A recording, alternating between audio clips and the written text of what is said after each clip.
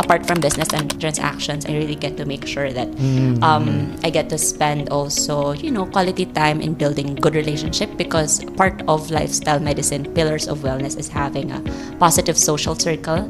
So having that consciousness that you only allow, yung level ng vibration and energy, sir, that can not just add value to your goals in life, but also, yung mental space and well-being mo. All right, so welcome back to the Digital Transformation Academy podcast, where we teach you about, the topic is more, this is segment for productivity systems and time management system. So with us today is my co-host in another podcast. So marami po kasi tayo mga podcast na ginagawa, and one of them is this one, and then we have about wealth building, and then we have about health. So with health, ang coach natin dito is si Coach Mary Rose Del Rio. She's a registered nutritionist and dietitian, and my personal dietitian and nutritionist as well. So Coach MR, how are you? Thanks for joining us here in our podcast. Of course. So looking forward to add value in this another platform of yours. Yes. It's a privilege and honor to empower yung market ng ating digital transformation. Yes. More of the professionals, sir, right? Yes. Entrepreneurs, yan. Yun. Actually, meron akong isang co-host dito, si Coach Shoden. I've been seeing. Hello, Coach. Hopefully, to meet you soon. Busy siya lately. So, may mga project din siya about sa kanyang parang video services. Okay. So, akala ko nga nandito siya ngayon, pero hindi siya nakarating. So, shout out kay Shoden. So, may tukayo. Yun. So, siguro introduce muna natin si Coach MR. So, a very brief background about you before we dive into our main topic, which is your own productivity system as a health professional. Short backstory lang, and then what do you do now? Yun. All right. So that has been my profession. I'm a registered nutritionist, dietitian, and I cater mostly to individual consults, and at the same time corporate wellness programs. So mga organizations po ito, and also in one of my businesses is also I'm holding or growing an organization of entrepreneurs and health coaches as well, so that they too can empower other people, because at the end of the day, diba, sir, this life is really all about having a legacy. Yes. Sabi nga, what do you leave behind? So I think very important sa akin na parang it's not just you who can do what you do, but you also teach other people, so that ma-amplify natin kung ano yung purpose or yung mission natin in life. Yun. So, very admirable lang advocacy ni Coach MR, no? And I'm sure busy ka, okay? Sa dami ng iyong ginagawa. And I think yung segment natin ngayon is, again, all about productivity systems, no? Ang ultimate objective kasi nito is that people who are struggling with their careers, no? Kasi I teach about systems, I teach about digital transformation and whatnot. But the challenge is that, ang problem is pag natuturuan ko na sila, they cannot execute because their own productivity system is not, does not fit dun sa personality nila. So, yun.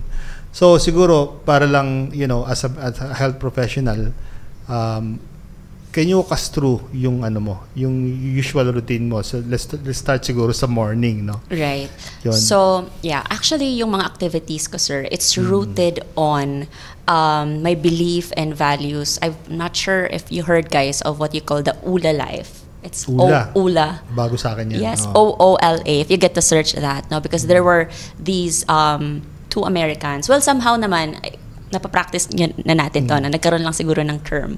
So, ULA Life, there was this two doctors, Americans, who actually shared to us when we had one of our business personality development trainings. And they mentioned about the 7 Fs of life, which I believe somehow pinapractice nyo na rin to. Pero siguro this time, nagkaroon lang talaga ng emphasis, okay?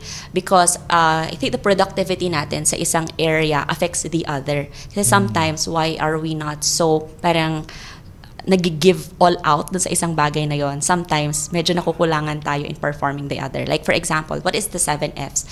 number one, of course, is we want to grow our field, right? That's what we have been talking about. So like for example, in my profession, in growing my field, I make sure na I get to do activities na merong action part. Meaning I get to meet my clients, I get to, you know, do the one-on-one consults and the stage performances, ganyan na yung mga wellness talks natin, a big group, while at the same time I have you know, how I grow it as well, para may input, may output. So yung input ko nun is the lifestyle med program that I'm having right now. That's also part of my activity. So that's the field part. Okay? So in part of it, syempre magkalapit na sir yung field finance. So pag enroll mo yung career mo, the finance will follow. Pero sabi nga, hindi lang dapat enough na yung pumapasok yung money, but yung financial management nandun. So that's where of course no yung sina sir mas makakatulong dyan. And part also of my activity is of course yung sa health part natin. So I really allocate yung minimum 30 minutes a day, 5 times a week kung kailan ko siya. Wala actually akong super particular na masasabi kong Monday to Friday, ganon. Basta I get to hit my minimum of 150 minutes. 50 minutes? 150 sir. 150 minutes per week minimum, spread throughout the week. Okay. This is pag-workout? Pag-workout. Okay. That's for the fitness part. Yeah. Okay, so again, field, finance, fitness. Okay, so that's the first three. Of course, nandun din yung faith natin. That's actually number one dapat yan. Okay. Faith, yung tanong ni sir, what do I do in the morning? First is devotion. So I have my Our Daily Bread. I get to read that first before I open my like messenger, yung phone natin. I think it's very important to have that, what you call priming. Sabi nga ni Tony Robbins. Right. Yung tipong sineset mo yung isip mo, yung ano mo, so that para kang soldier, di ba? Yung mga soldiers, sabi nga, with or without the battle, they run every day, they do their primings every day para whatever life throws at you, handa ka. Well calibrated yung utak mo, di ba sir? Positive or negative man yung dumating, may it seem like depende sa perspective mo. Alam mo siya kung paano i-handle, right? So that's for sa faith, okay? Of course, kailangan meron ding family, fun, and friends. Yon. Okay. So long as I get to touch base, kahit lang, no, particular, depende kung yung time duration, it would depend also. Of course, I would allocate yung first 3 to 4. Madami talaga yun sa time ko in a day. Like, syempre, di ba, kung meron kang 7 to 8 hours of sleep, the rest, right, yung 16 hours mo. Ginatitira, ano ko na yun, sir, isa-spread ko na yun dun sa first 3 to 4. Yung family, fun, friends. Actually, medyo konti lang yun. So, okay na sa akin yung as simple as, like yung fun ko, no? Kasi isang episode ngayon ng Incognito, for example, 20 minutes lang yun. Right? So, sometimes, yun lang talaga. Okay na ako doon. Parang ganun lang siya ka-simple for me. I don't have to, because pag naman nag-exercise ako, somehow may feel-good hormones na rin ako doon. So, parang somehow yung fun ko, na-associate ko na siya sa fitness. Yeah, and sometimes naman yung family, once naman we're watching that 20-minute or so Netflix, doon ko na rin kinakount yun. And a simple conversation during eating, doon ka na rin kinakount. Friends, earlier, I just attended a birthday celebration. So, apart from business and transactions, I really get to make sure that I get to spend also, quality time in building good relationship, because part of lifestyle medicine, pillars of wellness, is having a positive social circle. So, having that consciousness that you only allow, yung level ng vibration and energy, sir, that can not just add value to your goals in life, but also, yung mental space and well-being mo. Hindi siya parang nakaka-bad vibes sa'yo, yung ganyan. Right, Kasi it would just add stress. We don't want bad stress in life. Good stress, laging may good stress or bad stress, diba? So gusto natin yung good stress lang. Nakakatuwa lang kasi yung framework mo na yan is somehow similar to what I do. Iba lang yung term. Like me, ako kasi, sa'yo puro F, no? Ako kasi body, emotions, speech, the way I talk, finance or work, tapos leisure, relationships, personal improvement, and yung mental and spiritual. So, parang I also categorize it. But iba lang yung tawag, iba lang yung term sa'yo. Diba? So, nakakatuwa lang kasi nga somehow similar tayo ng But may challenge lang siguro on my end is that, I don't know, yun yung susunod kong tanong. Kasi on my end, I'd like to like always touch on those on a daily basis na pag meron akong na-miss, somehow I get frustrated, lightly. Ikaw, are you like the person who's like strict in these things? Or okay lang sa'yo na may konting flexibility na built in with the system? Yes. So, knowing that an entrepreneur, di ba, sabi nga, has to be flexible, adaptable, ganyan. Yeah. And yung emotions din kasi natin, it will affect, what we do. And I believe if we are, before, sir, talagang, parang as much as possible, ganito ba talaga yung, alam mo yung push na push ka mangyari yung the ideal thing. Until I get to really hear, very successful people na so long as you get to do your non-negotiable, di ba, the Pareto principle and all that. Meron ka talagang it's not really about perfection, but at the end of the day, that what the activities that you're doing is contributes to the progress of those 7 Fs that you do, regardless of kahit 10 minutes lang yan, 5 minutes lang yan or so. So hindi ako 100% so strict, so long as malinaw sa akin ano yung goal ko for that particular day. And kung hindi man 100... Pero naturally, you are okay with it.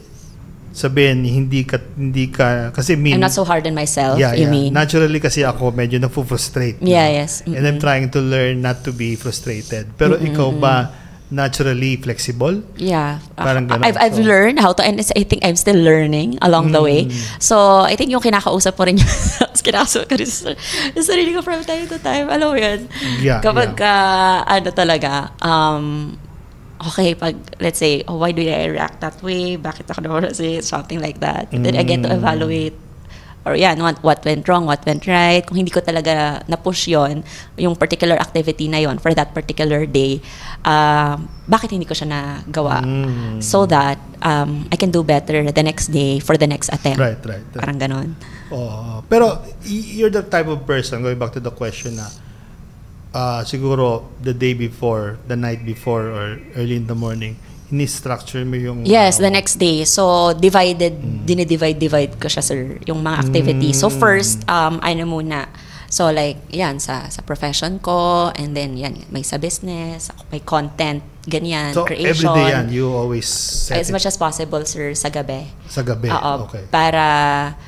yun yung pang next day ko. May notebook ako, so kabilaan yan, may left page, may right page. Dun sa right page, nandun yung parang sections of those, the parang pinaka category of, the things that I do, may heading yan.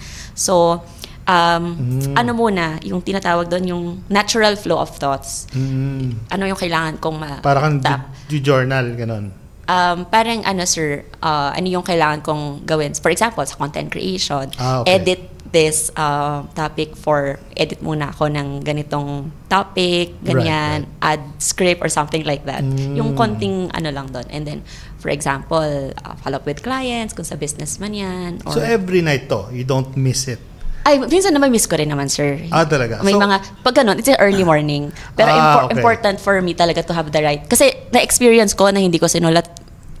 I really feel, parang ang hirap, diba? Parang sabi ko, nang nangyayari? After lunch na, 1 p.m. na, parang it feels, it feels so, I'm lost. Parang ganon. Ang sarap kasi, sir, ng feeling na may chinechekan ka eh. Yeah, I know. Yung ganon. So, pagkalista ko siya, random activities. Tsaka ko siya gagawin na, okay, a target ko to wake up at 9 to 10, breakfast, exercise, devotion, etc. ganyan. 10 to 11, ganon. So, mas effective ako sa ganon, sir. Yeah. And then, if I catch myself, hindi nagiging particular dun sa time, sometimes I really do a 30 minutes alarm. So parang naano ako. Kasi di ba minsan, yun yung challenge nating lahat, mindless scrolling. Right. Minsan nagiging victim din ako niyan. Especially if my reason is, sige, kailangan ko magtingin-tingin ng content to do some benchmarking for our content and all. Pero my God, minsan talaga, di ba, 30 minutes na, 40 minutes na, nandyan ka pa rin. So, hindi pa pwede yung ganun. Right. Kaya, I do my alarms, 20 to 30 minute alarm, to remind myself na ano nang nagawa mo sa 20 to 30 minutes? Bakit walang nangyari? ganyan. So, nakaka-guilty yung feeling. Yeah, Tapos, recently pa, by the way, I just saw an article, a research about, sabi nila, kapag daw meron kang, if you see yourself sitting for 7 hours straight, you can do what you call exercise snacks. Anong ibig sabihin nun? Every 30 minutes, you do 2 minutes walking, which is mabilis lang yon. And I tried. Kasi kahapon, 2 days ago ko lang pala nakita yung article na yun. So I started doing it. In fairness, talagang it helps me to be more sa ginagawa ko. Ang sarap ng feeling. Yeah. Yun. More focused and 30 mindful. minutes alarm. Tapos, pag nag-30 minutes alarm, nag-stopwatch ako for 2 minutes walk and 15 repetitions of squats. It helps for your protein synthesis. Kasi sir, pag nag-age tayo, yung muscle mass natin, di ba? It declines. Part of aging. But you really have, guys, to do those hacks in between. Right. So, every 30 minutes? Oo. Yes, sir. Kapag nakaupo ka ng, if you see yourself na, ay, naku, parang 7 hours ata ako kailangan magkaganon table work. Right. Yeah. So, para siyang yung tool or framework na Pomodoro technique. Have you heard of that? Yeah, I've heard of that. Pero hindi ko masyadong, sir. The concept nun is parang ikakat mo yung mo into bite-size na, when I say bite-size, parang instead of 2 to 3 hours straight deep parang work, installment na siya ng 30 konti-konti. minutes. 25 minutes na deep work, tas 5-minute na break. So after the fourth cycle, instead of 5 minutes na break, gagawin mo 30 minutes, something like that. But if I get it right, what you're saying is that every 30 minutes or 1 hour, mag-ano ka? Every 30 minutes po talaga, nung 7 hours na yon, magto-2-minute walk and 15 repetitions of squats. So, yun, yung duration na yon and yung frequency na yon, yun yung tinatamaan nung sinasabi ng research that it can increase a certain percentage of your muscle mass over time. Yes, kasi yun nga, pagka sedentary sir tayo ng challenge. Kaya pero do you find it weird na some people doesn't do yung sinasabi mo na, your planning and checklist and whatnot? If I find it weird, ako kasi I cannot comment on certain people's thing, especially if hindi ko naman sila kilala. Or maybe they find us weird, na ganun tayo. I'm not sure if ganun yung perspective ng iba. Kasi, but what I believe is that we really have to have a particular system or structure, whatever works for you. Something yan na kinakailangang ipaglaban and i-grow, i-develop over time. So like for example, even if I'm been doing that for now, but the thing is, if I get to have another goal in my life, the thing is that structure would still be effective for me to reach that particular goal that I would like to pursue. Well, the reason why I ask those questions, kasi I know some people who does not do that or it's not that structured. Oo nga, parang yung mga guest mo sir nung nakaraang episode, no? Yeah, I've heard they na are successful people. Yes. So meron ngang, how are they able to to do that? Kanya-kanyang lang din. So baka lang kasi parang we are just being too highly conscientious, no? But I think it's really that's the reason why yung I want to watch the other episodes kasi I believe very din talaga sir, 'di ba? Seasoned entrepreneurs yung mga guest niyo nung nakaraan. I also would like to magandang mapakinggan din, 'di ba? Yung mga ganong nila strategies. Right. So yung iba sir, kung hindi sila nagtanong na na-curious na ako. Sige, bitinin natin 'yan. Manood tayo nung mga nakaraan. Naka-upload yan sir sa YouTube. Yeah, naka-upload naman yan sa YouTube and my Facebook. Pero the concept lang naman is that related dun sa bago kong digital course, which is yung Prioritize Like a CEO. It's about time management, productivity, and leadership based on tailored to your personality. I think we're the same. Now we are highly conscientious, yung Big 5 personality trait. That's why we are parang tayo yung mas ma-checklist, ma-calendar, etc. Gusto ko talaga yung feeling sir na pag natapos siya, check siya yung ganon. But diba? there It's a really reward are some for you. people who's not conscientious na mas mas going with the flow. Yes, and may output pa din at the same time. Right? Like my brother doesn't, tinatawanan nga ako nun, bakit checklist ako, parang lang siya going with the flow. Pero he's highly successful. No? Yeah. It's something like that. So, yun nga yung tinatry nating mag-collect ng maraming data. Exactly. About it. That's why I'm interviewing you. It's interesting also to know that. Totoo. Yun. So, pero going back to you, no. So, ano yung productivity tools or probably apps na ginagamit mo when you do your checklist and calendar, etc.? Actually, hindi ako ganun ka-complicated. Or hindi naman sa complicated yun. Hindi ako ganun ka-techy pagdating sa mga, as simple as notebook and pen. And in my notes. So, in my notes, naka-folder siya. Okay. Anong note app ang ginagamit mo? Yung built-in lang dito sa phone, sir. Okay. Android yan, ano? Android. This is an Android thing. So, naka-section tong mga to. So, may folders ka? Sobrang daming folders. Ayun. You did that note or log system on your own lang. This is your own framework. Yes. Oo. Kasi talagang pag sinusulat ko siya, sir, wala akong nami-miss out. I see. Okay. Oo. Pero have you heard of yung bullet journaling? How was it different ba from the taking the notes? Yung bullet journaling kasi meron siyang certain, yung short, it's called Bujo o bullet journaling. Meron siyang parang syntax, no? Pag if it's a task, then bilog yung ano niya. Kasi 'di ba, usually tayo yung parang bullet point hypen lang. 'Di ba? Pag it's if it's an event or calendar, parang bilog. Pag task hypen, pag siya idea, exclamation mark, ganun. So, mayroon naman sa YouTube kung paano gamitin yung bullet journaling. So, natanong ko lang kasi. App yun, sir? No, it's a framework on how to do your note system. Parang may mga symbols, ganun. May mga symbols at saka you do it for example, you're planning for the week. So, paano mo siya ipa-plot using bullet journaling. Okay. And then, paano mo siya i-close on a daily basis. Parang ganun. It's a certain kind of framework. If you want to learn more, you can register, enroll to my newest productivity course. Wow. Interesting. Gusto natin matutunan yung mga ganyan.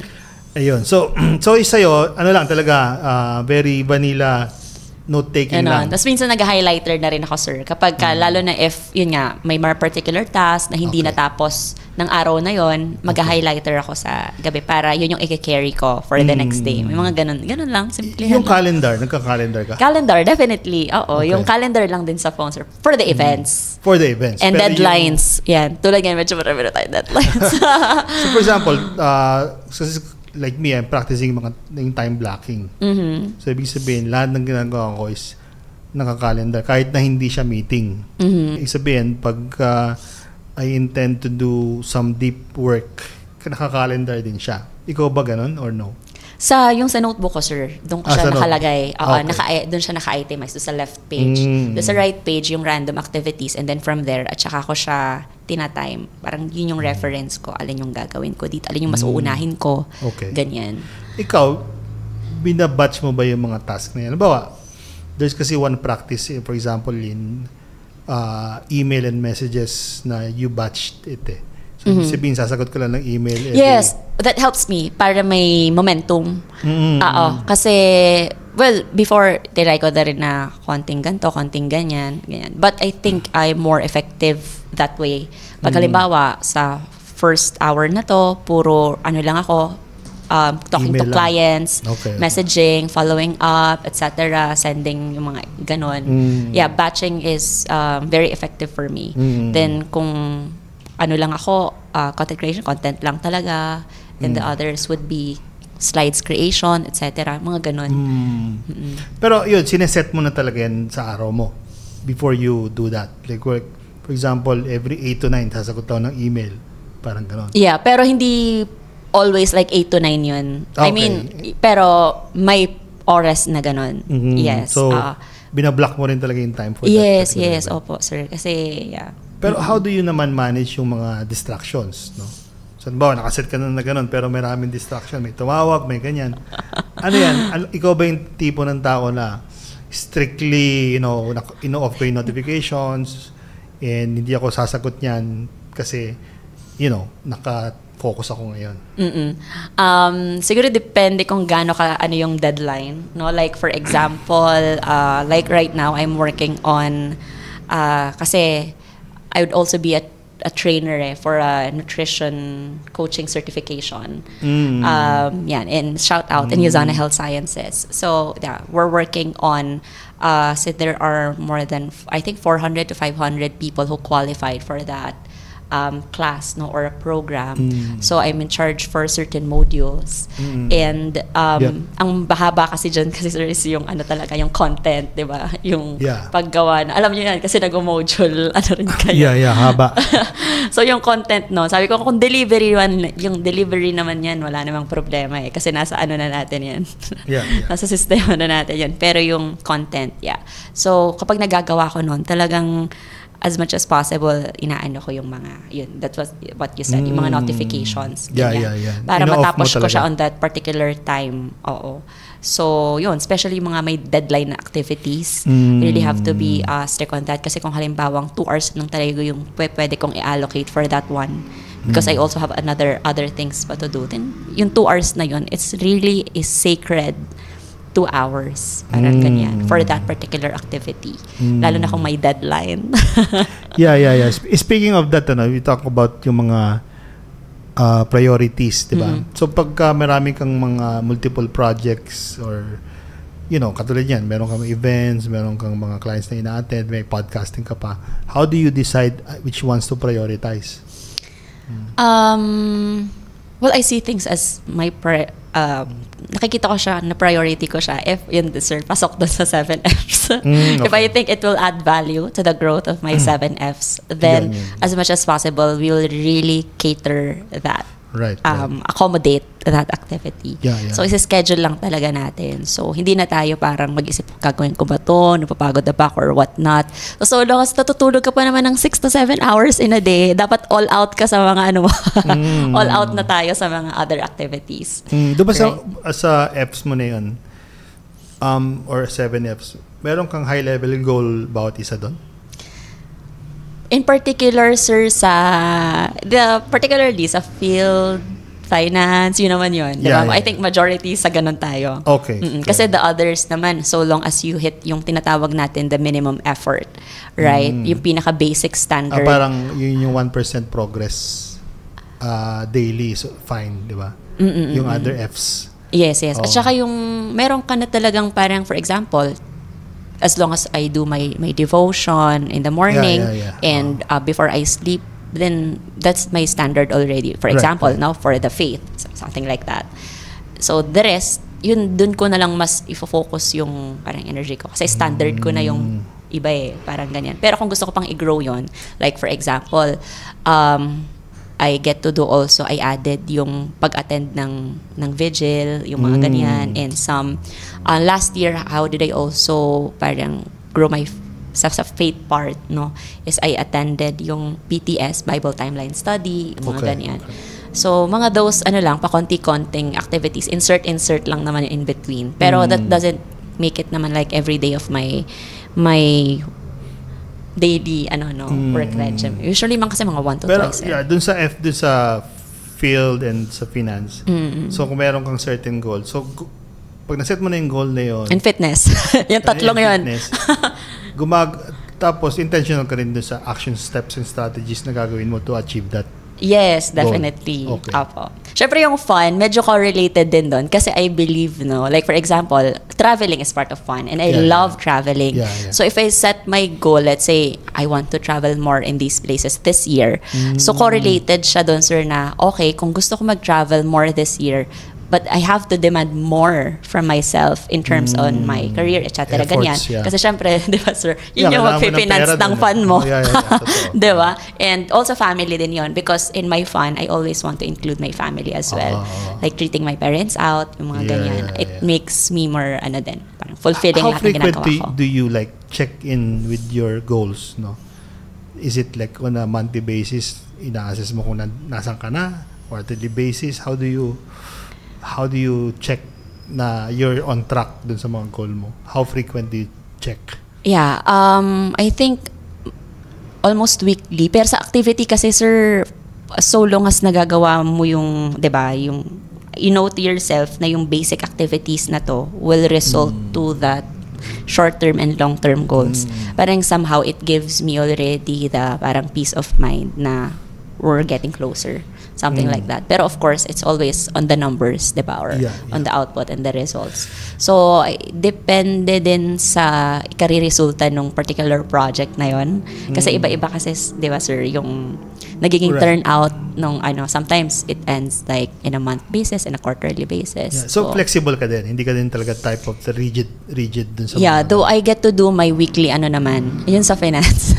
Yeah, yeah, I get to do that weekly. So what ano yung pumasok, ano yung lumabas. Okay. So may Ganyan. ganun kang sistema din. Yeah, and nilalog in ko siya usually mid-weekend, ganyan. Ano Pero yung mga ginagamit mo maliliit, dyan? Excel, Note? sir. Excel. So may Excel Apo. sheet ka. Pero so for example, pero lahat everyday notes muna, nilagay ko muna sa notes. And then I transfer it to my Excel. To Excel. Doon ka That nagpa-plot. gave me, sir, the kasi before I didn't do that. Yeah. So hindi siya I think maganda.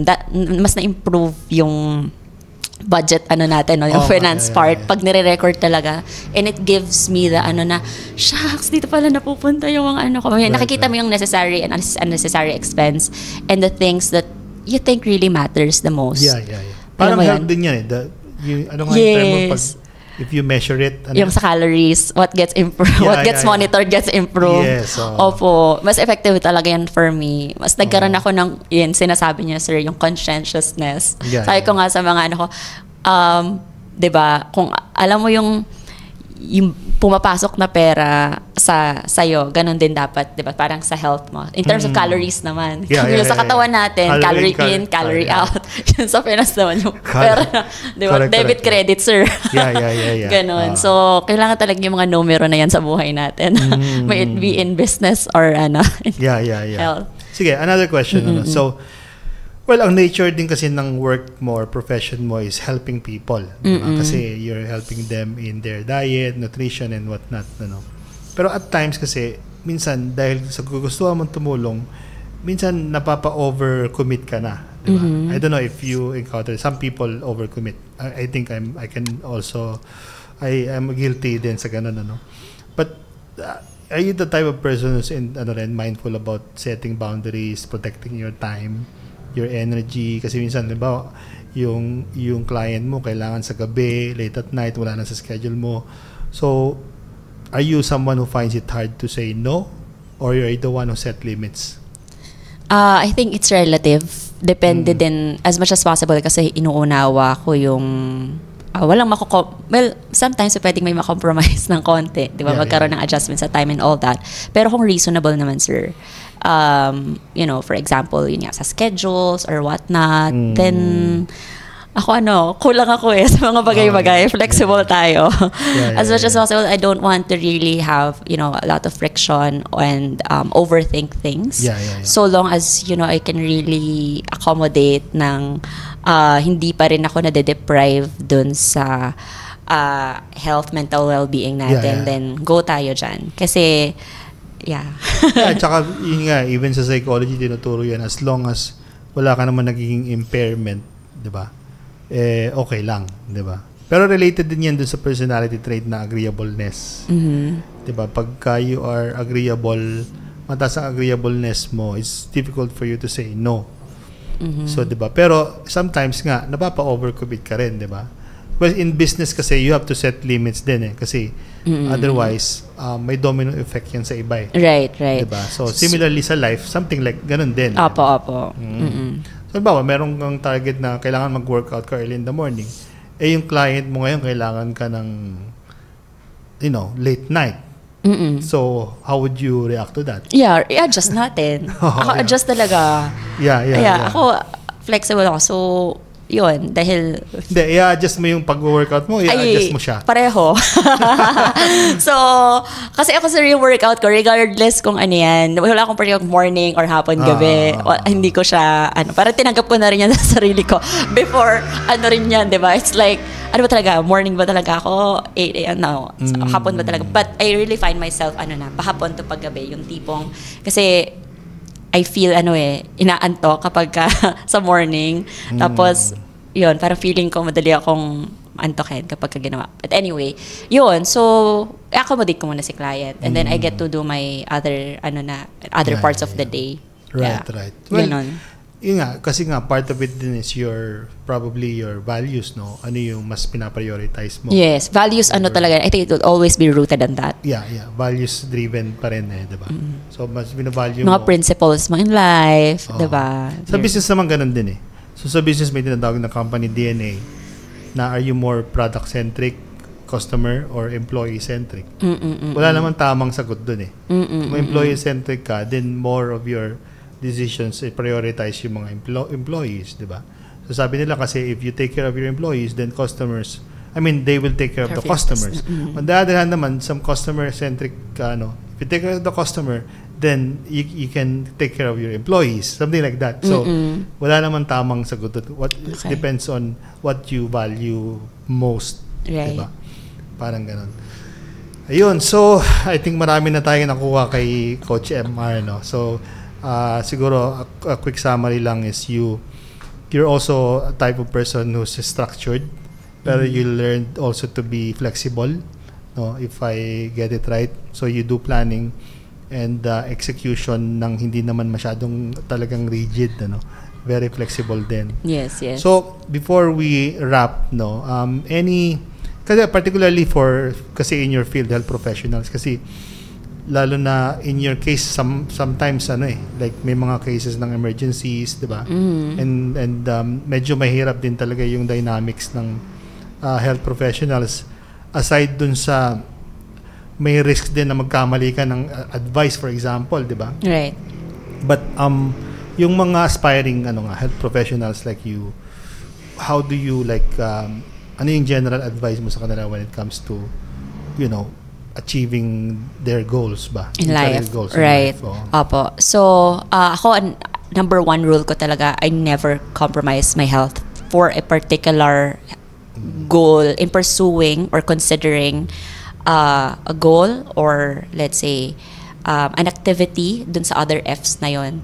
Kung if I think that my health will be compromised in terms of pag ginawa ko to, baka 4 hours na lang yung magiging sleep ko, it would be a no for me. Pag ginawa ko to, baka hindi na ako ma-exercise, hindi na ako makakain. Like, very sacred din sa akin, sir, yung kumain man lang ako ng 15 minutes. I'll just savor my meals and chew my food really well. Medyo bothered na ako if I sometimes catch myself na kumakain. Kasi sometimes may mga instances talaga na ganun. Pag may super deadline, habang may ginagawa kang laptop and you eat at the same time.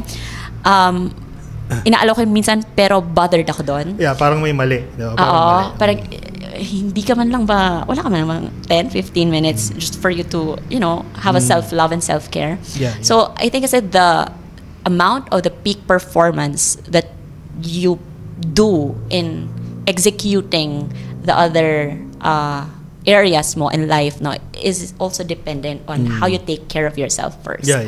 So, I think that's number one. As long as you are, empowered enough, then you can, also execute more in other areas. You can be more productive sa other areas ng buhay mo. So, yeah. Wag mong tipirin yung sarili mo sa mga bagay na deserve mo. Yeah. Pero, din yung deserve na yan. Diba? No limitation. But yeah, self-care, self-love, the basics of health. The one that we have been mentioning in our Nourish to Flourish PH podcast, the healthy food, the exercise, the meditation, the good amount of sleep. Kasi pag isa sa mga yan talaga disrupted or hindi mo na pa-perform, yes, talagang magdo-domino effect yan. I believe, no? So long as naibibigay ko yun sa sarili ko, and I believe kung mabibigay nyo yun sa sarili nyo, the more na hindi kayo mag-guilty in, on having that, giving your all doon sa pursuing the activities and goals in your other areas of your life. Yun, very well said, Coach MR.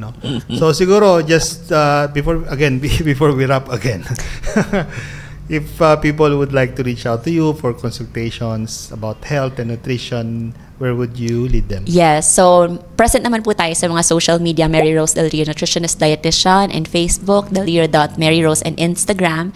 And of course, launching very soon in Mentora. Yes. Ayan, sa website po ng theplaygroundph.co. .co/coaching. Yon, alright. So, there. Ayun, thank you so much, Coach MR, for your time, in accommodating us in your guesting here in the Digital Transformation Academy podcast. Marami tayong natutunan about the productivity system of Coach MR. And hopefully, we provide a lot of value. And again, don't forget to hit the subscribe and like button so you can reach to more people like you. And thank you so much for watching and listening. I'll see you in our next episode. Bye. Bye.